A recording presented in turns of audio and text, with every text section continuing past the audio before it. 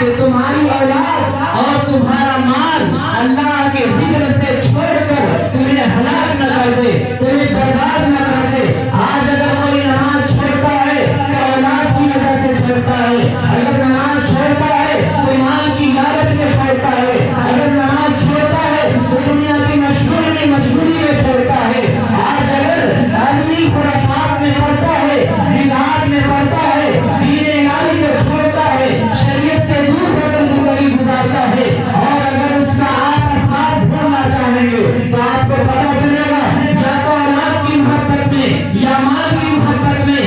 آج اگر میلاد کے رات دینی مجلس کے بعد اگر یہاں گانا بجے گا اور اس کے بعد جب کو آپ پوچھیں گے گانا کس لیے بجا تھا، آپ نے میلاد کیا تھا برکت کے لیے، آپ نے میلاد کیا تھا رحمت کے لیے، آپ نے میلاد کیا تھا اللہ کی توجہ حاصل کرنے کے لیے، آپ نے میلاد کیا تھا اللہ کے رضامندی کے لیے، لیکن گانا کیوں بجایا تھا؟ تو وہ کہیں گے ہمارے بچے نہیں مانتے ہیں، ہمارے بچوں نے بجایا ہے، ہم نے نہیں بجایا ہے۔ ایک طرف بچوں کی محبت ہے، دوسرے طرف مال جو جیب کے اندر انوائی لے رہا ہے وہ مال کی محبت ہے، مال نے خرچ کرنے پر مجبور کیا ہے، یہ مال اسے حلال اور حرام میں تمیز نہیں کرنے دے رہا ہے، یہ مال اسے اس ایجاب اور اسے لا اور غیر لا میں فرق نہیں کرنے دے رہا ہے، جس کی وجہ سے لوگ ناجائز میں پڑ رہے ہیں، جس کی وجہ سے لوگ گانا بجانا کرتے ہیں۔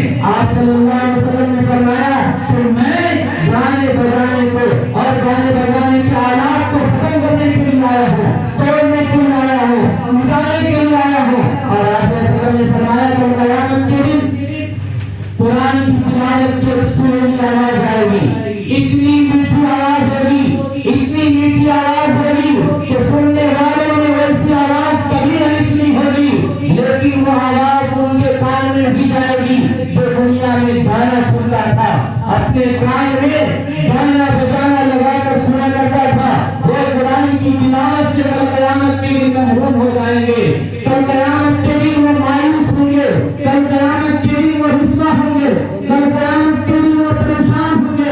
اس لیے یاد رکھیں گانا بجانا یہ مسلمانوں کا طریقہ نہیں ہے، گانا بجانا یہ اسلام کا طریقہ نہیں ہے، گانا بجانا یہ اسلام پر چلنے والوں کا کام نہیں ہے۔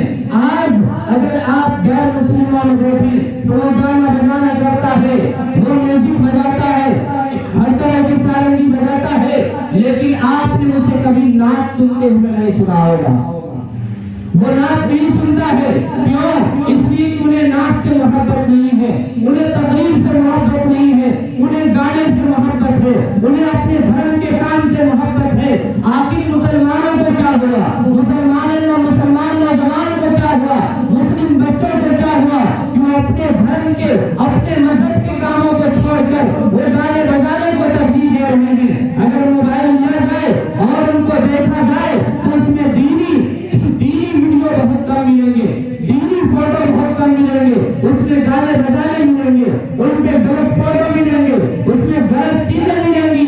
آخر اس کی وجہ کیا ہے؟ اس کی وجہ یہ ہے یا ایھا الذین آمنوا لا تلہکم اموالکم ولا اولادکم عن ذکر اللہ، اے ایمان والو تم اپنی اولاد اور اپنے مال کی محبت میں آ کر کے اللہ کے ذکر کو چھوڑ کر اپنے آپ کو ہلاکت میں نہ ڈال دو۔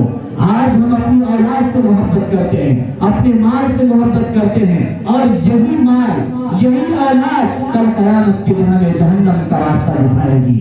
یا ایھا الذین آمنوا قوا انفسکم واہلیکم نارا، اے ایمان والو بچاؤ اپنے آپ کو، بچاؤ اپنے اہل و عیال کو جہنم کی اس دہکتی ہوئی آگ سے جس کا ایندھن انسان اور پتھر ہوگا۔ جہنم کو جو بھڑکایا جائے گا انسانوں سے بھڑکایا جائے گا اور پتھروں سے بھڑکایا جائے گا۔ جو انسان پتھر کی پوجا کرتا ہے اس پتھر کو آگ میں ڈالا جائے گا، جو انسان پوجتا ہے اس انسان کو جہنم کی آگ میں ڈالا جائے گا، اور جس مسلمان نے اپنی اولاد کو جہنم سے آگ کی آگ سے بچانے کی کوشش نہیں کی وہ بھی جہنم کی آگ میں جائیں گے۔ اس لیے اللہ تعالیٰ نے فرمایا یا ایھا الذین آمنوا قوا انفسکم واہلیکم نارا، اے ایمان والو بچاؤ اپنے آپ کو، بچاؤ اپنے اہل و عیال کو جہنم کی آگ سے جس کا ایندھن انسان اور پتھر ہوگا.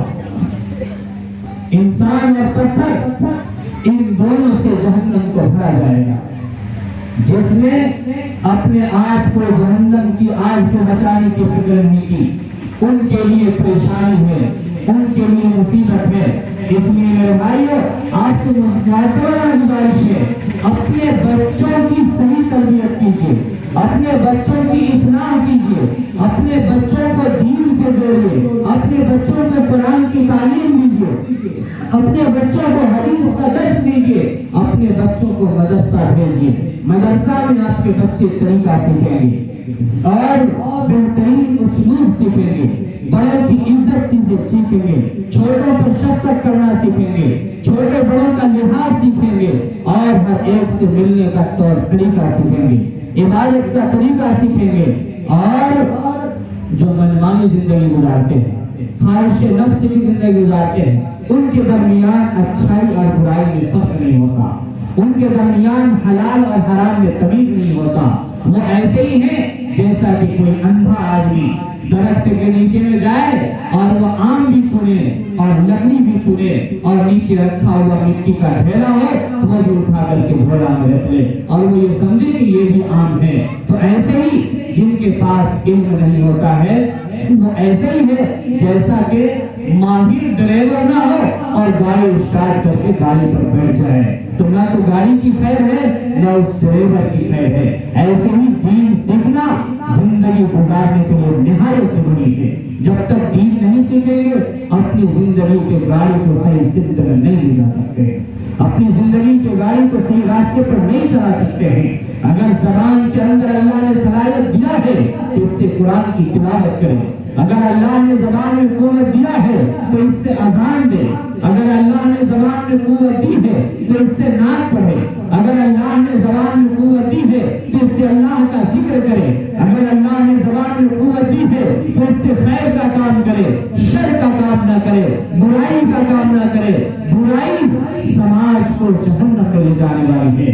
وَاتَّقُوا فِتْنَةً لَا تُصِيبَنَّ الَّذِينَ ظَلَمُوا مِنْكُمْ خَاصَّةً. اللہ تعالیٰ فرماتے ہیں تمہارے سماج میں, تمہارے گاؤں میں, تمہارے محلہ میں کچھ لوگ گنتی کے برائی کریں گے, گناہ کریں گے, اور تمہارے ذی شعور لوگ, عقل مند لوگ اس گناہ سے اس کو نہیں روکیں گے. اللہ کا عذاب آیا تو اللہ کے عذاب میں اچھے لوگ بھی شامل ہوں گے اور برے لوگ بھی چلے جائیں گے. اس لیے سماج کو پاک صاف رکھنا چاہیے. ان اللہ یحب التوابین ویحب المتطہرین. اللہ تعالیٰ فرماتے ہیں اللہ توبہ کرنے والوں کو اور پاک صاف رہنے والوں کو پسند فرماتے ہیں. اپنے گلیوں کو پاک رکھیں, اپنے گھروں کو پاک رکھیں, اپنے کلوں کو پاک رکھیں, اپنے برتنوں کو پاک صاف رکھیں, اپنے کپڑوں کو پاک رکھیں, اپنے سماج کو پاک رکھیں, اپنے ذہن کو پاک رکھیں, اپنے دل کو پاک رکھیں. ہر اعتبار سے دل سے لے کر گھر تک, گھر سے لے کر گلیوں تک اور گلیوں سے لے کر سماج تک اگر پاک ہوگا تو پھر اسلام کی خوشبو آپ کے اندر آئے گی, پھر زندگی جینے کا صحیح نتیجہ آپ کو ملے گا. گندگی میں کوئی زندگی نہیں, گندگی میں اچھے لوگ نہیں, گندگی میں گندے کیڑے رہتے ہیں. اس لیے اللہ کے نبی صلی اللہ علیہ وسلم نے فرمایا الطہور شطر الایمان, پاکی آدھا ایمان, پاکی آدھا ایمان ہے. ہر چیز پاک صاف ہو, ذہن پاک ہو, آنکھ پاک ہو, ہاتھ پاک ہو, دل پاک ہو, زبان پاک ہو اور گھر پاک ہو, ہر کام پاک صاف ستھرا سے ہو تو پھر اس زندگی میں اللہ کی محبت آتی ہے. پھر اللہ تبارک تعالیٰ اپنی یاد کرنے کے لیے ان کے ذہن و دماغ میں بہت زیادہ محبت ڈال دیتے ہیں, اس کے لیے راستہ ہموار کر دیتے ہیں. جب ذہن گندا ہوتا ہے تو اللہ تعالیٰ خیر سے ان کو روک دیتے ہیں, خیر کے کام کی توفیق انہیں نہیں ملتی, خیر کے کام سے بہت دور چلا جاتا ہے. اور یاد رکھیے جب جو کام جس وقت کرنا چاہیے اس وقت اگر وہ کام نہیں ہو رہا ہے تو یاد رکھیے کہ ہمارے ذہن و دماغ پر شیطان کا غلبہ ہو چکا ہے اور ہم شیطان کے راستے پر چل رہے ہیں. مثلا اذان ہوئی, اذان کے بعد کام کیا ہے, فوراً نماز پڑھنے کے لیے مسجد جانا چاہیے۔ اگر مسجد نہیں جا رہے ہیں، اگر ہم دوسرے کام میں لگ رہے ہیں، اگر ہم دوسرے راستے کو اختیار کر رہے ہیں، تو یاد رکھیے ہم نبی کے طریقے پر نہیں چل رہے ہیں بلکہ شیطان کے طریقے پر چل رہے ہیں۔ صبح اذان کی آواز اٹھی، آواز آئی، اس وقت بیدار ہونا چاہیے، نماز پڑھنا چاہیے، قرآن کی تلاوت کرنی چاہیے۔ صبح میں جو بہترین ہوائیں آتی ہے جس کو باد نسیم کہا جاتا ہے، جو ڈھیر ساری خوشیاں لے کر کے آتا ہے، جو رزق لے کر کے اترتا ہے، جو روزی کا ایک وسیع دروازہ کھولتا ہے، اور جس کے بارے میں آپ صلی اللہ علیہ وسلم نے فرمایا کہ جب فجر کی نماز چھوڑ کر کے بندہ سوتا ہے تو اللہ اس کے لیے رزق کا دروازہ بند کر دیتے ہیں، ان کے لیے رزق کا دروازہ بند کر دیتے ہیں۔ تو لہذا رزق اس وقت ہوتا ہے جب صبح سویرا کا وقت ہوتا ہے، اس وقت میں اذان ہوئی، اذان کے بعد ہمیں نماز پڑھنے جانا چاہیے، لیکن ہم گھر میں سو رہے ہیں۔ اذان میں نماز پڑھنے جانا چاہیے، اٹھ کر کے چہل قدمی کے لیے جا رہے ہیں، کہیں چینی نہ بڑھ جائے، کہیں بلڈ پریشر ہائی نہ ہو جائے، کہیں بیماری زیادہ نہ بڑھ جائے۔ بیماری کو گھٹانے کی فکر تو ہے لیکن اپنے روح کو تسکین دینے کی فکر نہیں۔ جس طرح سے کھانا سے پیٹ بھرتا ہے، جسم کو خوشی ملتی ہے، ایسے ہی اللہ کے ذکر سے روح کو تسلی ملتی ہے، اللہ کے ذکر سے روح کو سکون ملتا ہے۔ یہ جسم روح کے بغیر کسی کام کا نہیں، یہ جسم روح کے بغیر کسی کام کا نہیں ہے۔ اس کا اندازہ ایسے لگا سکتے ہیں، جب کوئی آدمی مر جاتا ہے، چاہے وہ کتنا ہی بڑا مالدار ہو، چاہے وہ کتنا ہی بڑا مخلص ہو، کتنا ہی بڑا ہمدرد کیوں نہ ہو، آپ دیکھتے ہیں کہ ان کا ہاتھ کام سب کام کرنا بند کر دیتا ہے، اور اس کا ایک بھی انگ کام نہیں کر سکتا ہے۔ نہ وہ آنکھ سے دیکھ سکتا ہے، نہ ہاتھ کی انگلی سے حرکت کر سکتا ہے، نہ وہ کسی کام کا ہے۔ اب ہم سب کی ذمہ داری بنتی ہے کہ ان کا ہم احترام کریں، ہر اعتبار سے جس طرح سے زندگی میں ان کا خیال رکھا، ایسے مرنے کے بعد بھی اس کا خیال رکھیں۔ ہمارا حق ہے کہ بہترین طریقے سے ان کو غسل دے، بہترین طریقے سے ان کو کپڑا پہنائے، اور جنازہ کی نماز پڑھے، سب مل کر کے نماز پڑھے، اور نماز پڑھنے کے بعد سلیقے سے، احترام سے، نرمی سے جا کر کے قبر میں ان کو ڈال اور دعا پڑھے، بسم اللہ وعلی ملت رسول اللہ، یہ دعا پڑھ کر کے ان کو قبر میں ڈال دے، اور بالکل نرمی سے آہستہ سے ان کے اوپر مٹی دے۔ یہ احترام کرنا ہر زندہ کے لیے ضروری ہے۔ اسی طرح سے جب ایک آدمی مر گیا، مرنے کے بعد اب وہ کسی کام کا نہیں ہے، اور صرف ان کی روح جو تھی وہ روح ہی سب کچھ ہے، جس میں کچھ نہیں ہے۔ چند دن میں پیٹ پھٹے گا، چند دن میں اس کے جسم ختم ہو جائیں گے، کیڑے مکوڑے ان کے جسم کو کھا جائیں گے، اور چمڑی جسم سے نکل جائے گا، ہڈیاں ٹوٹ جائے گی، پورا قبر بوسیدہ ہو جائے گا، کچھ بھی کسی کام کا یہ جسم نہیں رہے گا۔ اس کے اندر سے جو روح کو نکال لیا گیا وہی روح اصل ہے، اور اس روح سے اس دنیا کی زندگی کے بارے میں سوال کیا جائے گا، اس روح سے اس دنیا کی زندگی کے بارے میں سوال کیا جائے گا۔ ہر آدمی عقل مند ہے، سمجھدار ہے، سمجھ سکتے ہیں، غور کر سکتے ہیں، اور صحیح غلط کی تمیز کر سکتے ہیں، یہ جان سکتے ہیں کہ ہمارے روح کے لیے سب سے زیادہ کام آنے والی چیز کیا ہے۔ اس کے لیے یاد رکھنا چاہیے کہ ہمارے لیے سب سے بڑی دولت اللہ کی عبادت ہے، کیونکہ دنیا میں جو ہمیں بھیجا گیا، دنیا میں آنے کا مقصد بھی اللہ کی عبادت ہے۔ وَمَا خَلَقْتُ الْجِنَّ وَالْإِنسَ إِلَّا لِيَعْبُدُونِ، ہم نے انسانوں اور جناتوں کو اپنی عبادت کے لیے پیدا کیا ہے۔ ایک آدمی بس اسٹینڈ پر گیا گاڑی پکڑنے کے لیے، ان کو پتا ہے کہ 4 بجے بس کھلے گی اور دلی پہنچے گی۔ 4 بجے سے پہلے وہ بس اسٹینڈ گیا، گاڑی ہارن مار رہی ہے، اور وہ چپ چاپ تماشا دے رہا ہے، کھڑا ہے۔ کیا وہ گاڑی سے دلی پہنچ جائے گا؟ کبھی نہیں پہنچے گا، کیونکہ اس کو گاڑی میں بیٹھنا پڑے گا۔ جب تک وہ گاڑی میں بیٹھتا نہیں، اپنی مقصد کو سمجھتا نہیں، وہ کامیاب نہیں ہو سکتا اپنے منزل مقصد تک پہنچنے میں۔ اسی طرح سے دنیا میں آنے کے بعد اللہ نے جس مقصد کے لیے ہمیں دنیا میں بھیجا ہے، اگر اس مقصد کو بھول کر دنیا کے سارے کام بھول کر لے، सोने का मकान बना ले और नीचे से बड़े बड़े पुल बना ले, घर को सोने का बना ले और दुनिया के अंदर तरक्की का पहाड़ खड़ा कर ले, लेकिन अल्लाह की इबादत नहीं है, अल्लाह की रजामंदी नहीं है, नमाज नहीं है, तस्बीहात नहीं है और बड़ों की इज्जत नहीं है, छोटे पर शफकत नहीं है, सारी दुनिया की माल हमारी उसी मिट्टी के कोड़े की तरह बन जाएगा जैसा कि कानून के सारे जवाहिरात और सारे कीमती खजाने को जमीन में जिंदा दफन कर दिया गया, कोई काम नहीं आया। ऐसे ही ये दुनिया के हमारे माल और हमारे असबाब किसी काम के नहीं रहेंगे।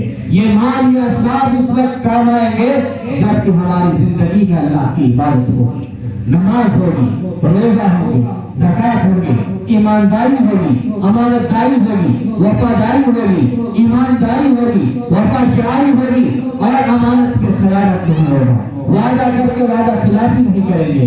ईमान और वादा ये दोनों चीजें ईमान का मेयार है, दीन का मेयार है। एक मुसलमान को अगर आप परखना चाहते हैं, उनके ईमान को टटोलना चाहते हैं, उनके ईमान को समझना चाहते हैं, तो आप उनको कर्ज दे दीजिए, कर्ज दीजिए, फिर पता चलेगा कि ये कितना बड़ा मुसलमान है। आप उसके पास अमानत रखिए, फिर आपको पता चलेगा कि वो कितना अच्छा मुसलमान है। ईमान का मेयार अमानतदारी है, ईमानदारी है, और ईमानदारी का मेयार कर्ज है और वादा है और अमानतदारी है। जो वादा को पूरा करेगा वो कामिल मुसलमान है, जो अमानत में खयानत नहीं करेगा वो कामिल मुसलमान है, और जिसके पास कर्ज अमानत रखी गई है वक्त मुकर्ररा पर लौटा दे रहा है, ये ईमानदारी का मेयार है। ये मैं नहीं कहता, ये हदीस शरीफ का है। ला ईमान लिमन ला अमानत वला दीन लिमन ला अहद ला। एक मुसलमान के लिए सबसे बड़ी ईमानदारी ये है कि वो शरीयत के मुताबिक जिंदगी गुजारे, गैर शरई चीज को छोड़ दे। अल्लाह और अल्लाह के रसूल ने जो कुछ दिया है उसको ले ले और जिस चीज से मना किया है उसको छोड़ दे।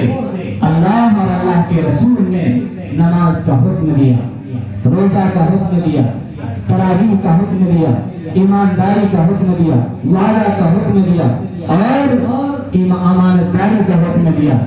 गाने बजाने को तोड़ा, खत्म किया, गाने बजाने को छोड़ने का हुक्म दिया और गाने बजाने से कायदात का हुक्म दिया। तो लिहाजा गाने बजाने को छोड़ना और सही चीज को अपनाना यही ईमान का मेयार है। अल्लाह ताला से दुआ कीजिए, अल्लाह ताला हम सबको कहने सुनने से ज्यादा अमल करने की तौफीक नसीब फरमाए।